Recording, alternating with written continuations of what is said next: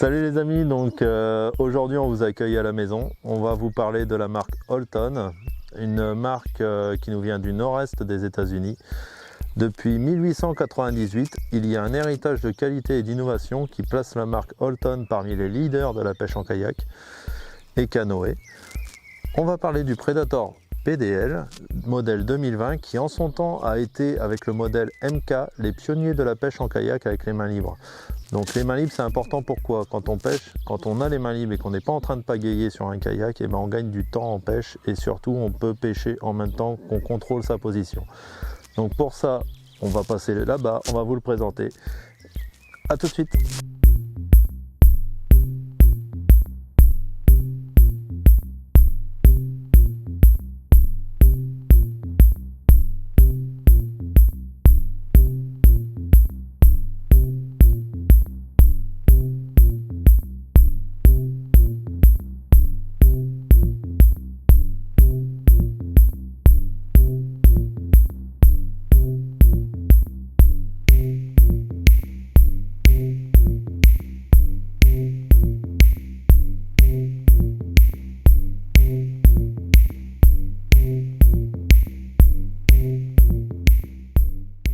Nous voici à côté du Predator PDL modèle 2020. On va commencer par les caractéristiques techniques. Donc on est sur un kayak qui fait 4 mètres de long, 91 cm de large, qui lui permet d'avoir une très bonne stabilité. Un kayak avec une coque garantie à vie pour son premier utilisateur. On va commencer par présenter le pédalier. Donc le PDL Drive, ça reste le pédalier le plus fiable du marché. On est sur un pédalier garanti 5 ans sans entretien. C'est le seul à être garanti 5 ans sans entretien d'ailleurs. On a un ratio avec ce pédalier de 10:1, c'est-à-dire que un tour de pédale, 10 tours d'hélice. L'avantage d'avoir un pédalier, c'est qu'on a une marche arrière et une marche avant en direct. Sur ce pédalier, on y retrouve une boîte étanche. On déverrouille comme ceci. Dedans, on va pouvoir y mettre les clés de voiture, enfin voilà ce qu'on a besoin d'avoir en sécurité plus ou moins à portée de main. On a des petits tendeurs dessus qui permettent d'y fixer des accessoires, enfin ce qu'on a envie.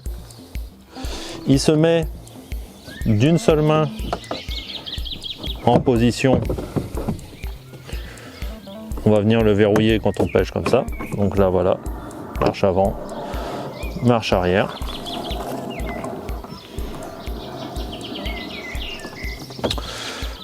On le déverrouille,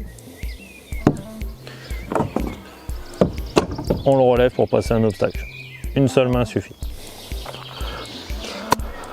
Ensuite, sur ce kayak, on a des platines de fixation pour pouvoir y mettre toutes sortes d'accessoires. Donc 2 à l'avant, 2 latérales à l'avant et 2 à l'arrière. Sur ces platines, petite nouveauté, ils y ont mis des glissières, ce qui permet de mettre des accessoires sans percer. Mais on peut quand même évidemment percer les platines sans avoir à toucher à la structure de la coque. Sur le plancher, on a une mousse en EVA. Cette mousse, elle permet d'avoir une meilleure adhérence sur la coque. Aussi, avoir un amorti. Si on fait tomber quelque chose, ça va atténuer un peu le bruit.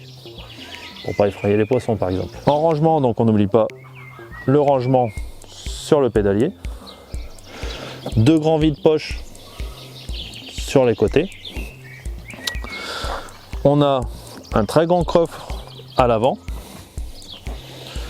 fermé avec des shadows. Donc on a une petite lanière pour ne pas perdre le couvercle. À l'intérieur de cette trappe, on va pouvoir y ranger une canne à pêche, ce qui permet d'en avoir une de secours. On a aussi une sacoche pour ranger les batteries. Voilà.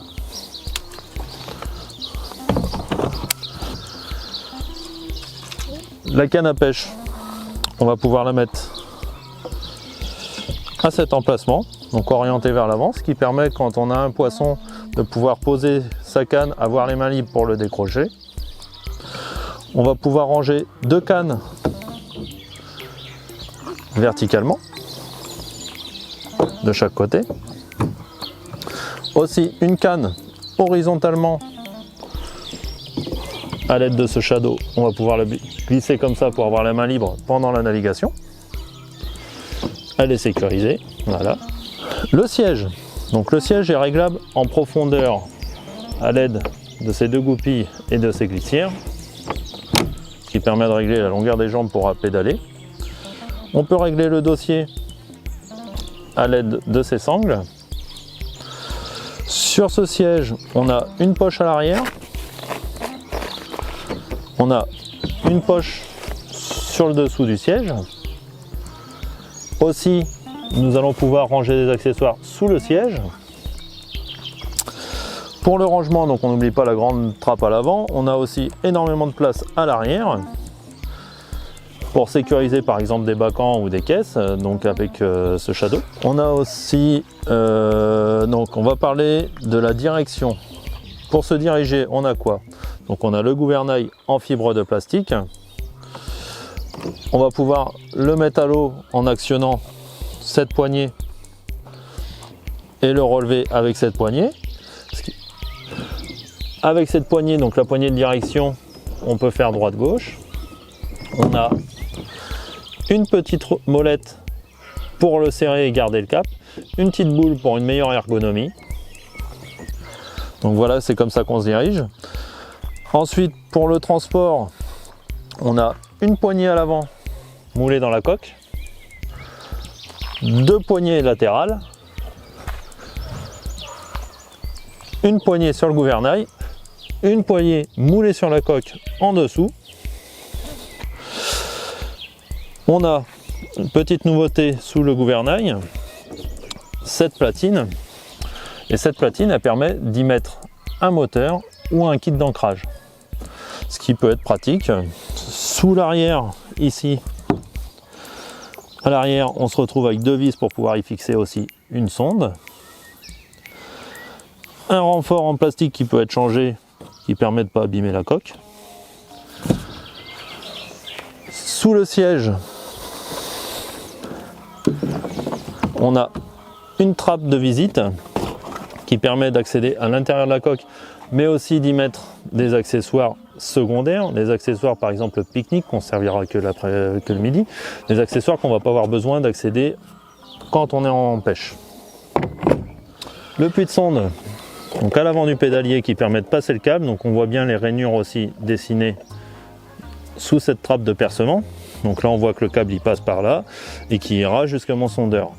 Je l'ai enroulé à l'intérieur et qui passe dans le trou pour aller au puits de sonde qui se situe en dessous de la coque. Ce puits de sonde, il a été amélioré pour pouvoir y accéder, pour pouvoir y mettre exactement toutes les sondes du marché en fixant sur cette petite trappe, et il est protégé par la forme de coque. Petite précision aussi.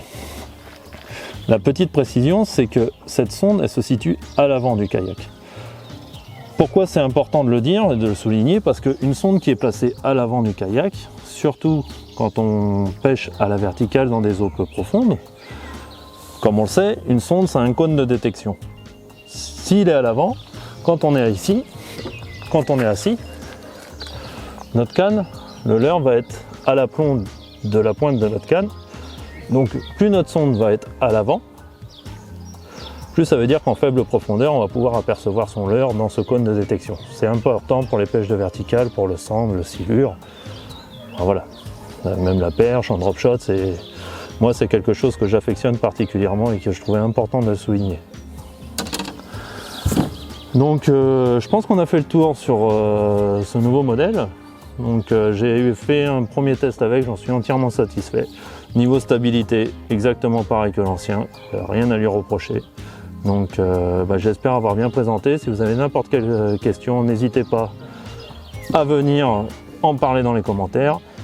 Et si cette vidéo vous a plu, vous allez en avoir d'autres. Donc je vous invite à vous abonner à notre chaîne et à liker, ça nous encourage à en faire d'autres. Et je vous dis à bientôt les amis. Ciao!